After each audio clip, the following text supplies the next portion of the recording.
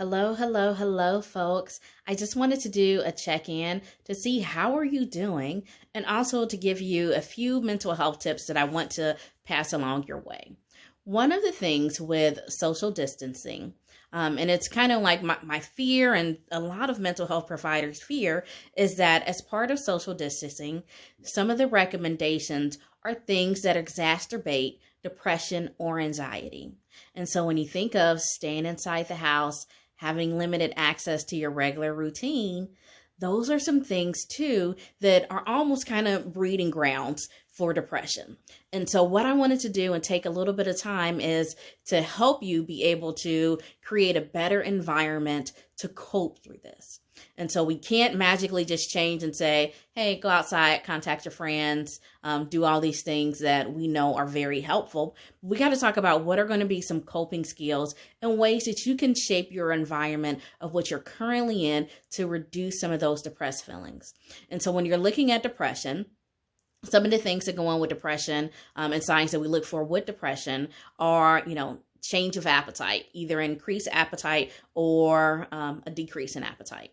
And so when you think of all those memes, what is everybody talking about? They're in the refrigerator. And so with that, you want to be very mindful of that. And so try to get on the eating schedule. Say that, 3 meals a day, 2 snacks, or however you want to be able to have it, be able to create that routine. Also, to another example of where we see increased depression is an increase in sleep. Again, guys, I'm seeing your memes that are out there and are being passed around on social media that I'm not waking up until 11 o'clock. I'm not going to bed till 4 o'clock. Well, while that may be what you're doing right now, I don't want you to have those increased depressed thoughts.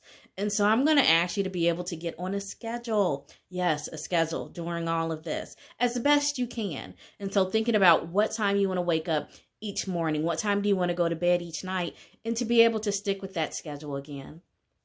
Also, too, just because you are socially distancing physically, you don't have to do that mentally.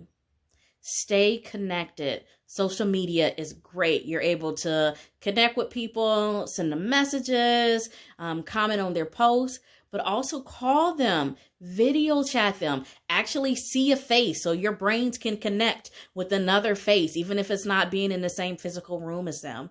Call, hear their voices, be able to hear the inflection, the tone that may not be there on social media. Because again, what we see with depression is people withdrawing.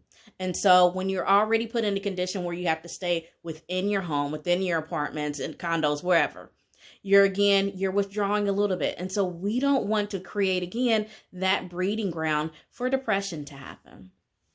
And also, too, I'm going to challenge you guys because I'm nosy all over social media. People I know, people I don't know. I'm looking at your page. And so that increase in alcohol, I know that we are seeing that sales are up at a record number in the United States. But also, again, I see the social trends of see a shot, take a shot. And so, but again, while some of that may be fun, we don't want to be able to use that as a coping strategy and that be something that you have to deal with after the coronavirus outbreak, that you have to deal with some of those negative consequences. And so also too, limiting your consumption of alcohol. Yeah, limiting that. Because again, we want to be able to create an opportunity for you to be able to thrive once this is over and we get shifted to what our new normal is like. And so as part of that, we got to be very careful of what we're doing and how we're interacting and how we're living in our confined spaces. And so I just wanted to give just a little bit of tips for you to take with you, also too, to hold you accountable to with some of the things that I'm mentioning.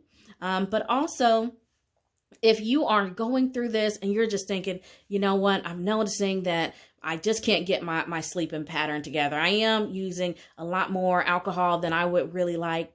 Go ahead and sign up for counseling.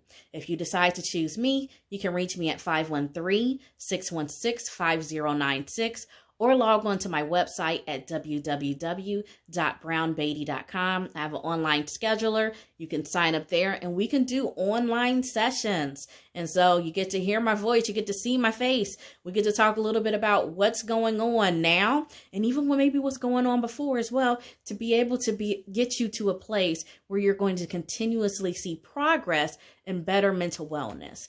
And so that's our goal during this time, not only to stay physically safe, but to also stay mentally safe.